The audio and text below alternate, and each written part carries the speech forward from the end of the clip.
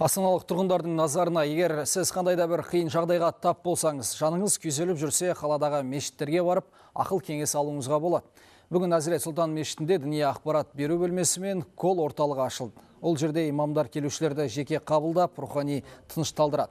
Яғни басына түскен ауыртпалықты көтере алмай, күйзеліске түскен жандарға бағыт-бағдар беріп, оларды сабырға келтіреді. Сондай-ақ отбасында болған кикілжіңдер кезінде дұрыс шешім қабылдауға көмектесетін болады. Ал кол орталыққа 33-30-30 нөміріне қоңырау шалуыңызға болады. Ол жерде 60 діни қызметкер 24 сағат бойы үзіліссіз жұмыс істейді.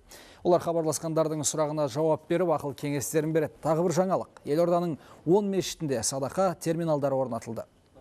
Осы имамдардың қатарында кезінде осы қалада үлкен биік кранға шығып алып, өзінің жанына қастандық жасайтын кезде де имамдар шығып, аман-есен алып түскен фактілер осы қалада болғанын өздеріңіз білесіздер. Арнайы орталықты ашудағы мақсатымыз енді бұл орталықтар тек қана сол бағытта жұмыс жасайтын болады. Имамдар арнайы сол жерде кезекшілікте отырады.